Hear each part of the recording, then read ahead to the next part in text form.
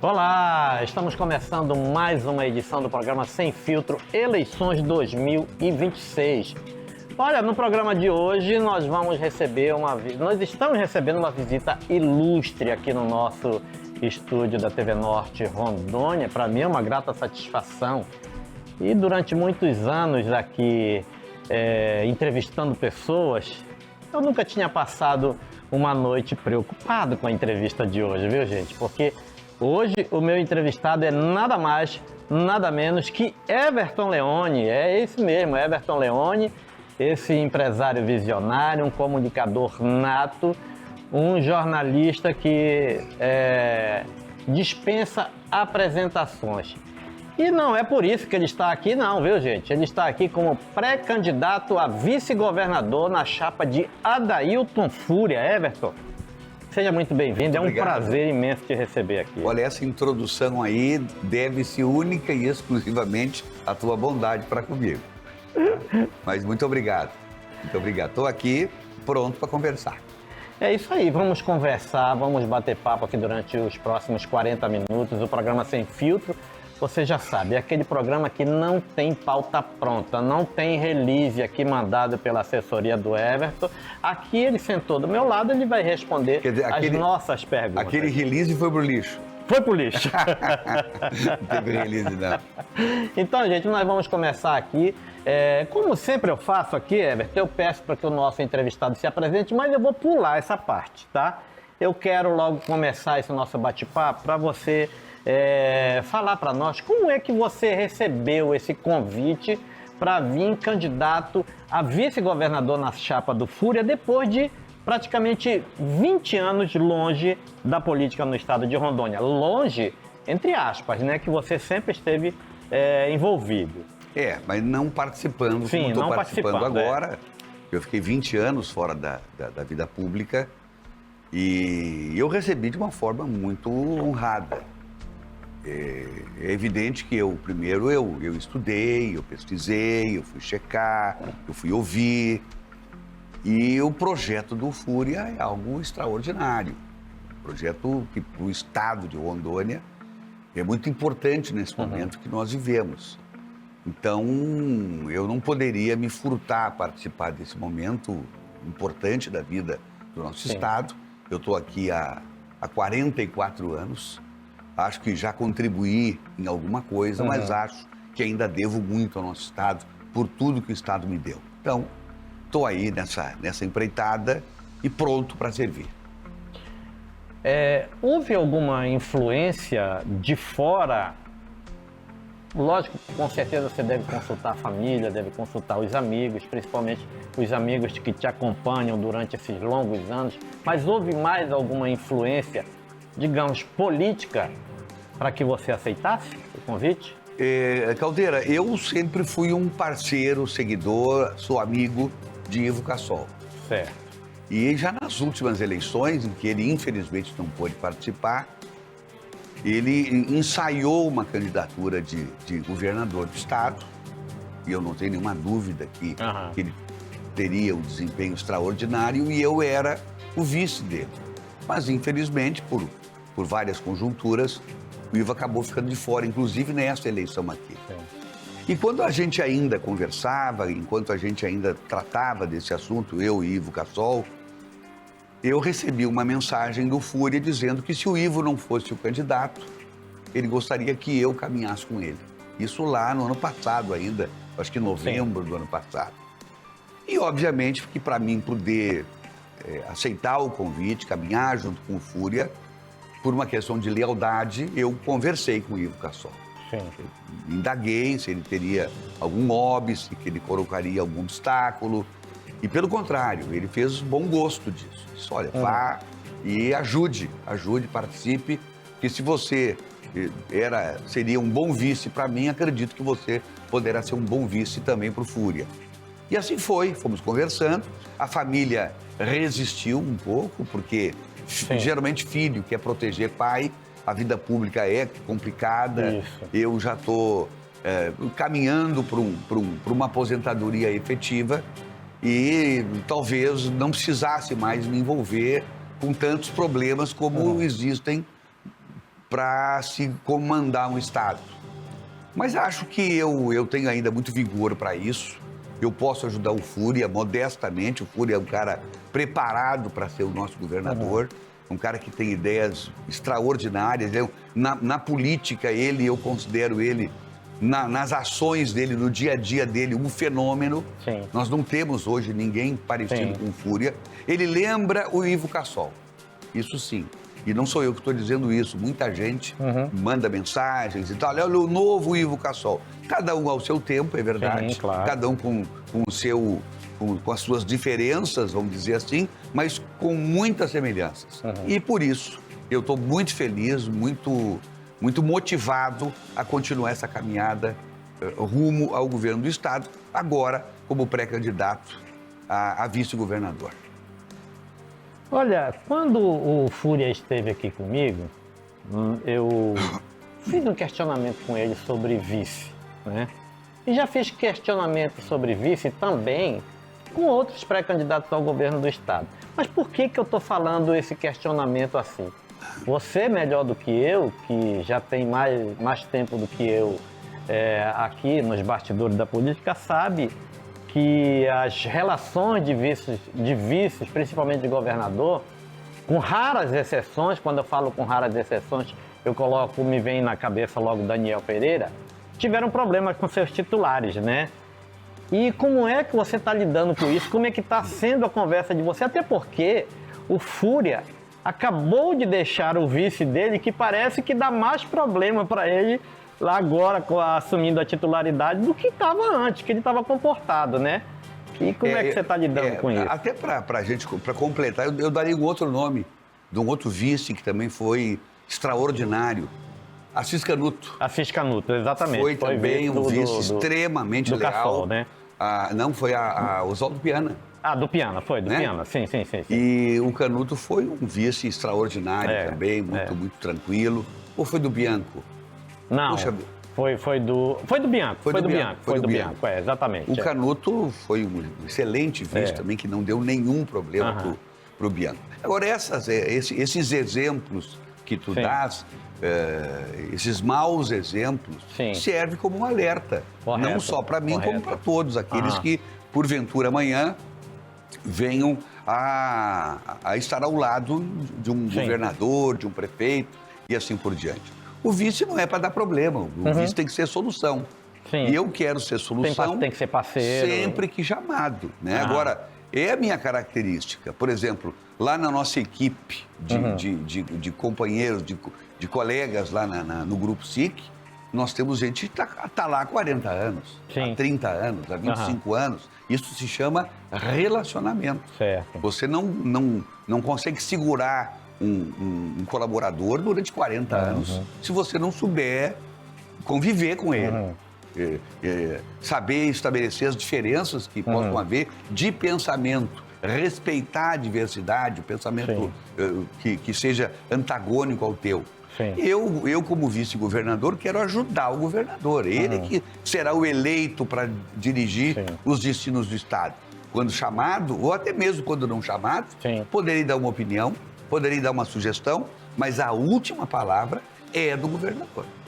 Sempre. Como tem que ser, né? Como tem que ser. Ele será eleito para isso, né? Então, eu respeitarei o que está previsto na nossa Constituição, mas, acima de tudo, naquilo que bem diz e bem conduz o relacionamento humano. Qual a área que você acha que você mais pode contribuir com o governo do Estado, sendo um vice-governador eleito, por exemplo? Genericamente falando, eu quero ter um olho muito especial para Porto Velho. Sim. Porque nós estamos sendo observados, e as pessoas têm falado, é a união do interior com a capital. Sim. E sem dúvida alguma, a união, o casamento do interior do Estado com a capital. Então, eu quero dar minha contribuição, eu quero ser o porta-voz dos anseios, não só da área urbana, mas também dos distritos de Porto Velho, que estão muito carentes, é bom que se diga. Não, pode-se dizer até abandonados, carentes, são abandonados. Mais do que carentes, exatamente, abandonados. Eu tive agora domingo em Extrema, dá vontade de chorar. É verdade, eu recebi uns vídeos de lá esse final de semana também, horrível. Então, realmente, falta tudo para eles. Então, o governo do estado tem que estabelecer parcerias com o município e buscar soluções. E quando o município não for a área do município, o governo diretamente tem que intervir nos distritos e fazer aquilo que é tão aguardado e tão merecido pela população que está mais distante da área urbana do município. A questão da saúde aqui no estado de Rondônia, quando o Fúria esteve aqui comigo, ele deu um exemplo muito simplista, digamos assim, de como resolver a questão, por exemplo, do João Paulo, que ele não quer nem chamar de euro, né? Ele falou aqui que não queria nem chamar de euro, ele deu até um outro nome, né? Você acha que realmente a gente pode conseguir ter uma solução rápida, digamos rápida, 1 ano e meio, 2 anos para resolver essa questão que não foi conseguida resolver, por exemplo, nos últimos 8 anos do governo do Coronel Marco Rocha? E te deu esse norte, eu não duvidaria dele. Ele deu como exemplo o hospital de Cacoal, que foi feito dessa forma. Exatamente. E ele disse que ele vai resolver desse jeito. O Fúria é um cara determinado, um cara que toma decisões rápidas, ele não demora muito para tomar decisões. Se ele busca alguma sugestão e a sugestão não aparece, ele decide. Sim. E esse tem que ser o norte do dirigente. Ele tem que saber decidir, ter coragem para decidir, ter coragem para acertar e coragem para errar. E o Fúria tem essas características. Ele revolucionou a saúde de Cacoal. Sim. E aí alguém vai dizer, mas lá é Cacoal. Não, mas espere um pouquinho, tudo é proporcional. Na época da pandemia, ele foi referência. Não, e tudo é em proporcional. todo o Brasil, né? Se o Estado tem uma determinada verba e o município tem outra bem menor, mas as realidades também são diferentes. Então, as dificuldades que ele encontrou lá em Cacoal, ele vai encontrar aqui, sim, mas vai superar, eu tenho certeza disso. E o Fúria construiu lá 2 hospitais moderníssimos que não existem. Não existem em outras cidades, não existe no estado. E mais, existem poucos no norte do país para se comparar à estrutura de saúde que o Fúria criou em Cacoal. E tu és testemunha disso. Sim, com certeza. Eu estive lá, inclusive, na inauguração, na reinauguração, que na verdade ele foi reconstruído, né? Perfeito. Aquele hospital foi feito de uma forma... E a modernidade que Cacoal está convivendo hoje, tudo faz parte da vida dos 5 anos e 6 meses da administração Fúria. E para as pessoas do estado terem ideia de quem vão encontrar, caso o Fúria seja eleito governador, vai lá em Cacoal, por exemplo, e diz assim, ó, o Fúria é feio. Vê o que vai acontecer com você. Eu não tenho coragem de falar isso. Entendeu? Se chamar o Fúria de feio lá em Cacoal, o cara corre o risco de ser linchado. Pode chamar o Tony Pablo de feio, pode. Ele não. Não, o pessoal tem chamado de coisas piores. De outra coisa pior, tem chamado verdade. de coisas piores também. Mas não vamos falar de caráter aqui, não. Não vamos falar de caráter. Não, eu não quero falar de caráter. Ô Everton, é o seguinte, quando você foi anunciado como vice do Fúria... Vamos falar de ingratidão também, né? Poxa vida, né? Exatamente. Isso aí acontece tanto na nossa política. Quando você foi anunciado como vice, eu vim aqui na nossa programação normal, diária, aqui, e eu vim aqui até com uma certa satisfação de anunciar que a gente tem um colega, uma pessoa que é do ramo de comunicação, que, aliás, a área de comunicação vem passando por muitas críticas, muitos problemas desde o ano passado em relação ao governo do estado, Assembleia, Prefeitura, Detran, enfim. Mas eu não quero nem tocar nesse assunto, tá? Mas eu quero perguntar para você, Everton, porque eu vi, tá? Você acompanhou críticas à sua indicação nas redes sociais? Porque eu vi. Eu cheguei a ver, inclusive questionei as pessoas sobre essas críticas. Vi. Muito de robôs. Nós vamos pesquisar muitos robôs. Mas, lamentavelmente, isso vai acontecer durante a campanha toda. É exatamente Você aí que eu quero procura chegar. lá aquele cara que escreveu aquela bobagem, ou aquela infâmia, né, ou aquela canalice, e aí você procura, acha que o cara tem 2 seguidores. Sim. Né? Caracteriza o robô, e aí são muitos assim. Mas eu respondi a um processo, tu está te referindo a isso, claro. eu até te agradeço por tocar nesse assunto. Eu respondi um processo que a Assembleia toda respondeu, com exceção de 2 deputados. Chamada de folha paralela, na né? época, e o juiz resolveu botar todo mundo no mesmo barco. Né? Embora existisse ali depoimentos, por exemplo, da pessoa responsável pelo financeiro da Assembleia, dizendo os únicos que estão sendo acusados e que não vieram aqui pegar dinheiro foram Everton Leone, eu posso dizer o nome do outro, Chico Paraíba. Certo. Isso está no processo. Chico Paraíba é o conselheiro, né? É o que virou conselheiro do Tribunal de Contas. Que ninguém hoje mais questiona. Correto. Né? Porque ele acabou também sendo absolvido, assim como foi o Klozinski. O Klozinski. Nereu Klozinski também foi absolvido. Não fui só eu. Mas houve uma condenação inicial, um processo que se arrastou durante 14 anos. Isso efetivamente, além de ter me desgostado, me deixou uma pessoa amargurada e envergonhada, porque eu acho que o problema não é você ser acusado de qualquer coisa, é o que se passa no teu coração. E eu me senti muito envergonhado de tudo aquilo e ansioso para que o tempo passasse e houvesse o julgamento. Coisa que aconteceu 14 anos depois e por unanimidade, é bom que se diga, e aí para o telespectador, quando for assistir, ver algum print, né, o cara mostra o print da primeira condenação. Do primeiro julgamento. Não mostra o print do segundo julgamento, em que eu fui absolvido por unanimidade e mais, sem o Ministério Público ter recorrido. O Ministério Público concordou com o resultado, porque quando ele fica silente, quando ele não recorre, é porque ele diz, realmente, os magistrados têm razão na decisão que tomaram. Então, inexiste hoje qualquer tipo de mácula que possa ferir a minha honra. Aliás, já tem gente respondendo processo por causa disso. Mas já agora? Em outros tempos, eu processei várias pessoas, inclusive uma só faltou urinar na minha frente, pedindo perdão. Nossa! Pedindo perdão. E chorando, porque não queria cumprir a pena. Não queria pagar aquilo que deveria pagar para instituições de caridade.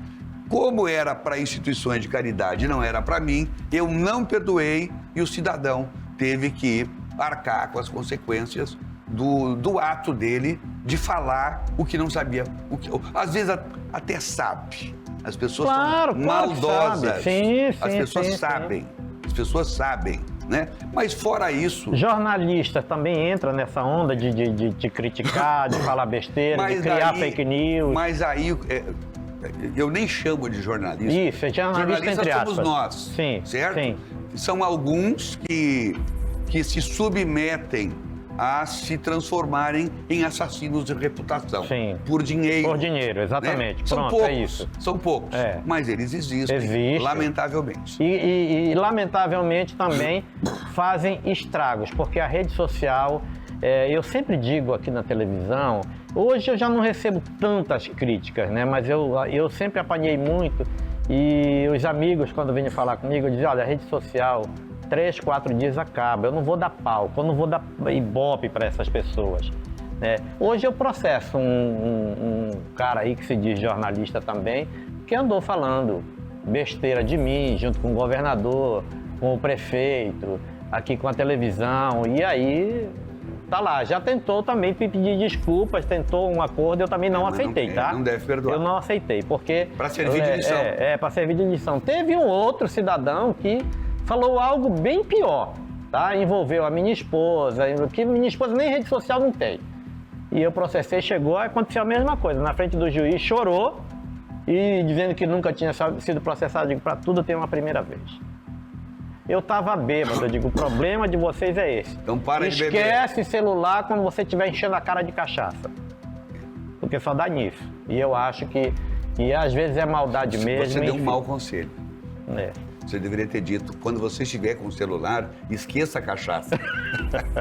Aí é difícil de esquecer o celular. É difícil o cara resistir. É né? difícil, né?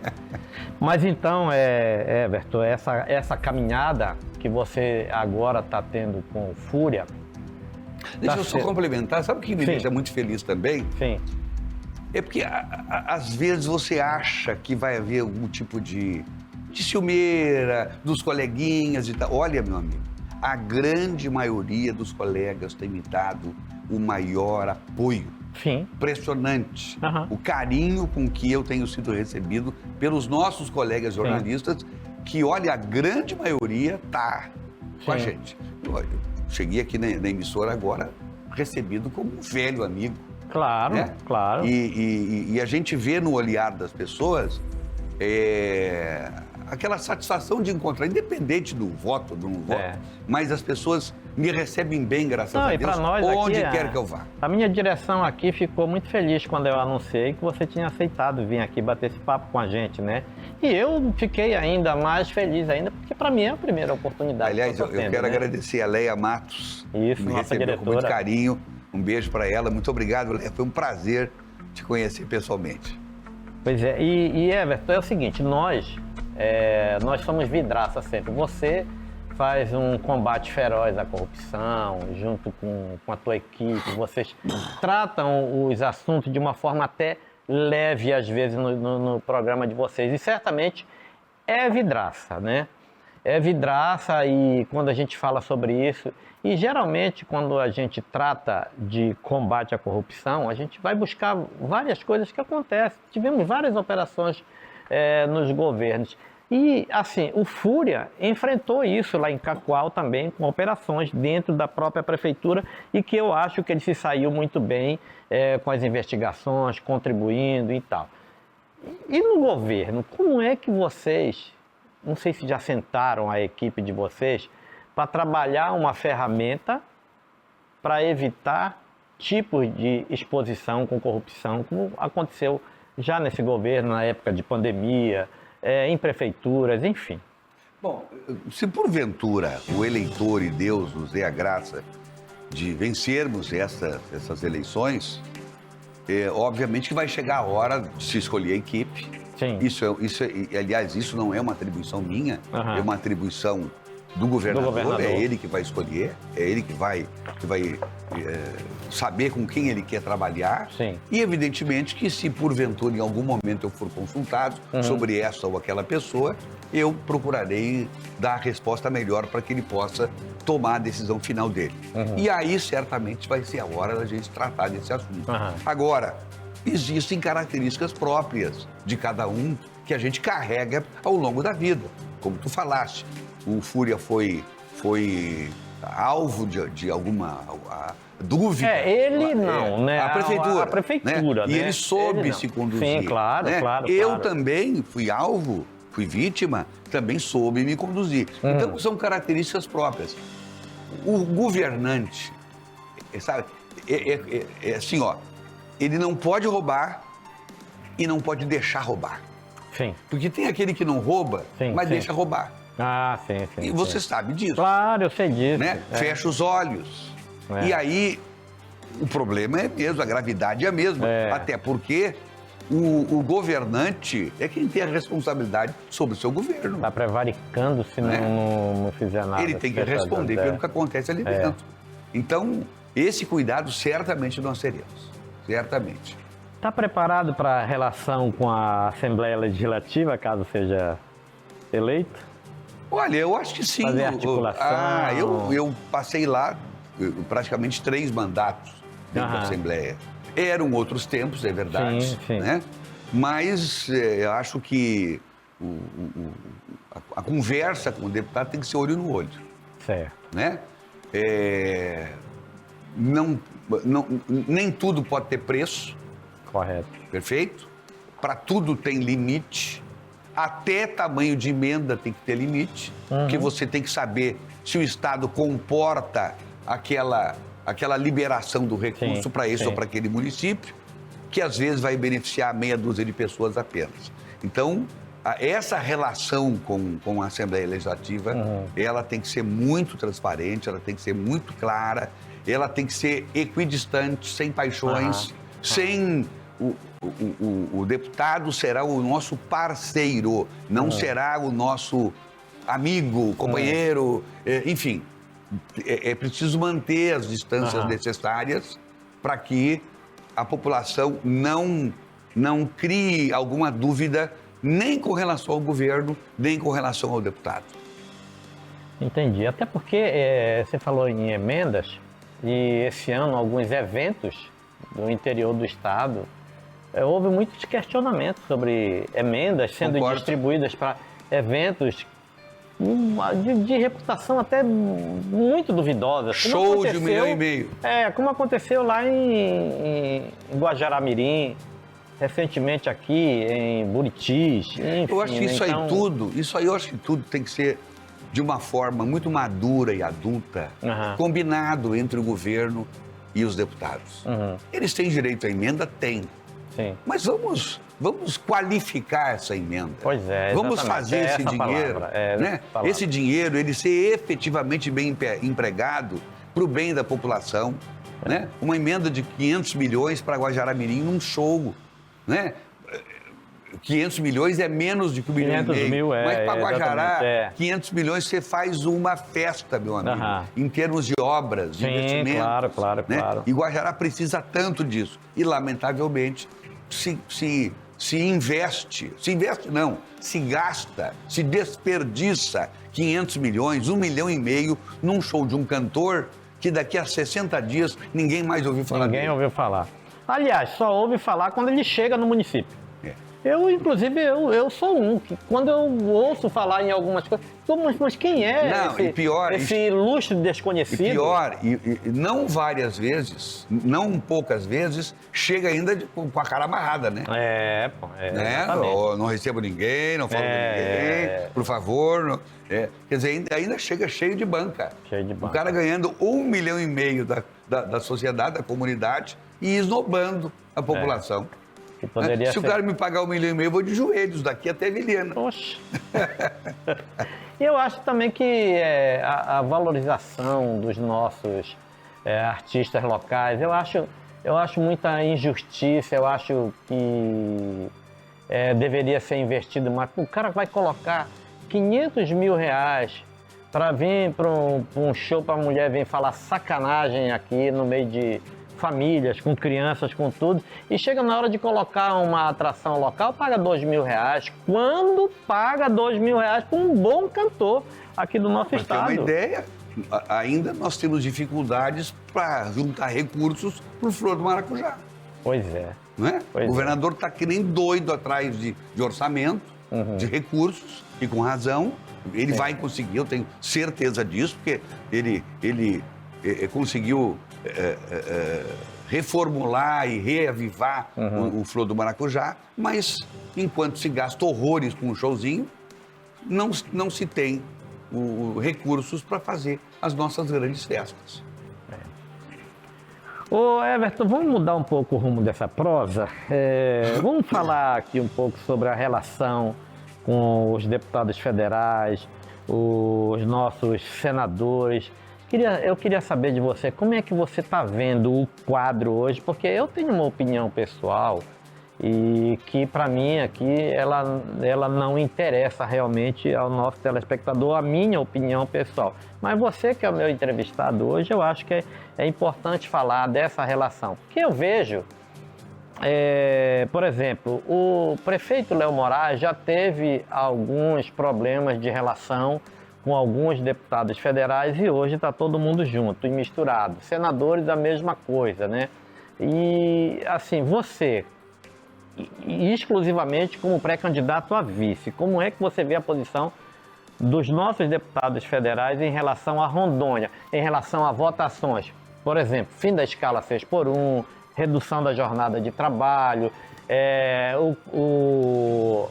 a questão do pedágio da 364, duplicação, que vocês falam muito no programa de vocês e de uma forma...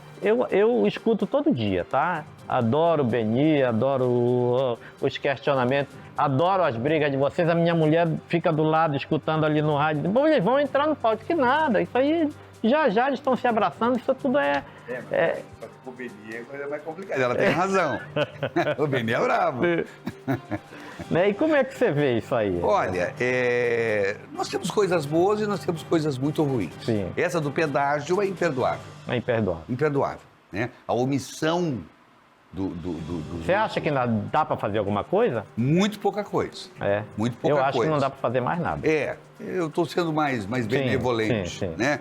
Quero dar um voto de confiança ainda, mas tem muita promessa que quem promete sabe que não vai cumprir. Sim, claro. Mas no período de eleição... Agora, tu sabe o que nós temos que fazer? Porque os deputados, queira ou não queira, eles se rivalizam entre si. Sim. Até em razão de regiões, o voto, essa coisa toda. Cada um quer brigar pelo seu espaço. E com isso, eles efetivamente, quando precisam sentar e lutar por uma causa maior, isso não acontece. Não acontece. Porque simplesmente não conversam. Eu acho que aí tem que entrar o governo do Estado. Sim. Eu acho que o governador Fúria tem que ser o grande fator de união da nossa bancada. Ele vai procurar, evidentemente, chamar senadores e deputados federais para que eles possam, inclusive, ajudar o Estado com as emendas. Porque hoje não existe a relação do governo do Estado com nenhum dos 3 senadores. Pois nenhum. Então, o que precisa é trazer investimentos de Brasília, através de senadores e deputados, para o governo do Estado. Exatamente. O governo precisa de dinheiro, precisa. Agora, a par disso, quando nós tivermos um tema, seja ele nacional, Sim. que todos nós... Mas quando se fala nacional, atinge o rondonense. Correto. Então, qualquer tema que seja nacional ou estadual, o governo é quem tem a condição de chamar a bancada para uma reunião, pode ser lá em Brasília. Sim. Senta todo mundo na representação de Brasília e o governo... Olha, gente, o tema é esse, vamos nos unir e unir essa bancada. Eu acho que quem tem condição de fazer essa união, de patrocinar essa união, é o governador. E a partir daí, buscar lutas que sejam efetivas em benefício do nosso povo. E a relação com o governo federal, sendo ele de direita ou de esquerda, como será? Isso é o de menos. Isso é uma bobagem que nós temos que vencer essas diferenças. Quando o cara vai lá no posto de saúde, eu nunca vi o cara perguntar: o senhor está com dor de barriga? Tô. Mas o senhor é de direita ou o senhor é de esquerda? Olha, que bobagem isso. Então nós temos que dar o exemplo. Se o governo, eu espero que seja um governo de direita, meu sentimento, né? Mas se não o for, as relações têm que ser exatamente como se fosse do outro lado, republicanos, buscando o bem comum. O presidente será o presidente dos brasileiros. E nós aqui seremos o governo dos rondonenses. E temos que fazer o trabalho que possa efetivamente atender aos anseios de todos os rondonenses, independente de qual seja a sua ideologia. Como você avalia o início da construção da obra da ponte binacional aqui na fronteira? É salutar, eu acho que é importante. Isso aí muita gente já não acreditava mais, né?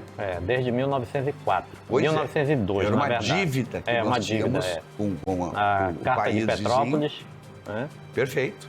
Então, é um avanço, né? Acho que Guajará-Mirim, por exemplo, tem muito a ganhar com isso. Pode voltar a ser aquela velha Guajará que era a antes. Pérola do Mamoré. A Pérola do Mamoré, né? exatamente, que está totalmente abandonada novamente. Pois é. Infelizmente, até a transformação de área de livre comércio não resolveu. Não resolveu. Até um pouco por culpa também dos empresários, que procuraram fazer daquilo um jeito de driblar o fisco e tirar vantagem, e não de efetivamente fazer aquela área se transformar numa potência, não é? Então nós temos que resgatar muita coisa ainda em favor.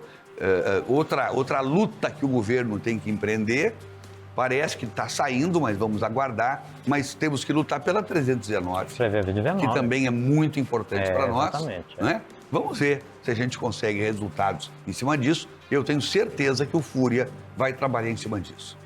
ICMS do combustível. O governo do estado, juntamente com o Rio de Janeiro, foram os únicos que não aderiram ao programa do governo federal. E aí? Eu fiz essa pergunta ontem para o Luiz Fernando. Eu fiz também aqui para ele, que ele esteve aqui comigo. Vamos ver se foi a mesma resposta. O Luiz Fernando é o nosso senador. Sim. Senador pré-candidato ao Senado da nossa chapa. Um homem extremamente preparado. Olha, quando você ouve, eu falei isso ontem para ele na entrevista, e tu deve ter tido a mesma sensação. Quando você ouve o Luiz Fernando falar sobre temas, especialmente da economia, sim. Você não ouve lá no Senado. Foi o que eu falei para ele. Figuras ilustres de grandeza nacional ter a fluência que ele tem. Eu falei para ele aqui que lá precisa de um especialista como ele. Olha aí. Nessa área. Então, falei para ele isso. Nós somos observadores com a mesma sensibilidade. Exatamente. Né? E o Luiz Fernando, ele explicou que aquilo ali faria o Estado perder e pouca gente ganharia com isso. E aí ele provou, através de exemplo, 85 milhões. que outros estados aqui do norte mesmo, que aderiram àquele programa do governo de desconto, continuaram com combustível mais alto do que o combustível de Rondônia. Ou seja, outros estados não adiantou nada. Ou seja, foi muito mais uma medida politiqueira que efetivamente não trouxe os resultados econômicos que deveria trazer. Complicado. Então, ficou provado que o estado de Rondônia não errou ao tomar aquela decisão. Apenas iria sacrificar boa parte dos cofres do estado e sem resultados na bomba de combustível. Meu Deus. Foi isso que ele falou? Foi isso que ele falou. Gente, eu não acredito, a entrevista está acabando. Eu vou deixar o Everton à vontade para falar com o nosso público aqui, né? Porque momentos como esse... momentos como esse não é todo dia que a gente, que a gente tem, não. Um jornalista como eu, que estou começando agora, né? E estou tendo essa experiência maravilhosa de bater papo com essa figura ilustre aqui comigo. Vou deixar você à vontade para falar. O Tá Começando Agora foi ótimo. Mas, gente, eu quero te agradecer, Caldeira, pela oportunidade que tu dás, não só a mim, mas o próprio Adailton Fúria, da gente estar aqui para poder trazer a nossa mensagem e dizer à população do estado de Rondônia, que nos acompanha nesse momento, que preste atenção muito, mas muita atenção nas mensagens que o Fúria está deixando e ainda vai deixar. Eu reputo ele como um fenômeno na nossa política. Não existe hoje no estado ninguém com as características que o Fúria apresenta como político, como candidato, como ser humano, o jeito que ele leva as coisas, o jeito que ele decide as coisas, o jeito que ele anda.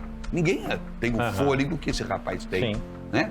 Para andar o estado todo em poucos dias e apertar a mão de tanta gente ao mesmo tempo, praticamente. Né? Então eu fico muito à vontade, me sinto orgulhoso de participar junto com o Fúria dessa chapa, que efetivamente tem muito a contribuir. Você está correndo no estado junto com ele ou não? Não. Minha área é Porto Velho, é Candeias do Jamari, no máximo ali Guajará-Mirim, Itapuã do Oeste, Nova Mamoré. Esse aqui é o meu cantinho. E é bom saber que você está andando os distritos também. Logo eu, que sou muito defensor desses distritos. Semana que vem, inclusive, nós vamos estar nos distritos de Porto Velho. Vamos voltar com a série Distritos aqui na TV, viu? Everton, muito obrigado, cara. Foi muito bom bater esse papo com você, tá? Eu te desejo muito boa sorte nessa corrida aí junto com o Fúria, né? Para que realmente o governo, o estado de Rondônia tenha dias melhores. Amém. Muito bem. A você que nos acompanhou até agora, eu te agradeço mais essa vez aqui por esse tempo que você está tirando para nos assistir e ver as melhores propostas. Afinal de contas, o programa Sem Filtro Eleições 2026 foi criado exatamente para isso, para ajudar você, ao eleitor do estado de Rondônia, ao morador do estado de Rondônia, para ter as melhores propostas, os melhores candidatos.